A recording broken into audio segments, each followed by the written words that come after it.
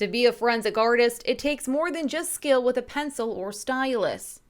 Be able to sit down with somebody who's been through a traumatic experience and the patience in doing a composite sketch, and have the artistic skills and some psychology to understand what's going on and work within the law enforcement community. So that is kind of a unique combination of characteristics of an individual.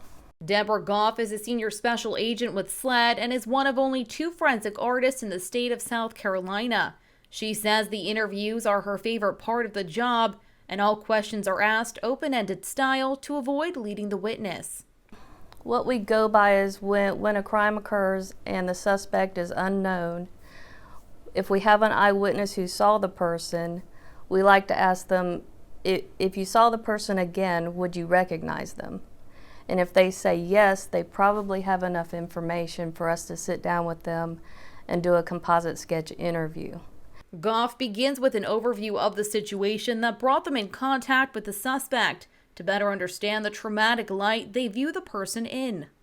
And then I'll ask them, what can you tell me about what the person looked like? So they're telling me in their own words what the person looked like, what stood out to them, what they remember. And then from there we get more specific as we continue with the interview. Part of those specifics involves using pictures to better shape their features if an ethnicity or race has already been established. And once the sketch and ultimately the interview is finished, it then gets rated by the witness. On a scale of 1 to 10, she rates it about an 8, so that's a pretty good sketch for them to work with. If they rate it low because we're just struggling throughout the interview to get a good likeness based on what they have in their mind, so those are ways that we can determine if it's a good sketch or not.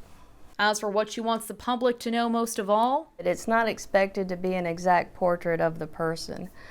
What we're doing is we're working from somebody's memory, and memory isn't 100% to start with. So we're hoping that we've developed a sketch that is a good enough resemblance of the person to help generate leads. For more on the process itself, you can find that below. In Columbia, I'm Kate Prestak. Count on 2.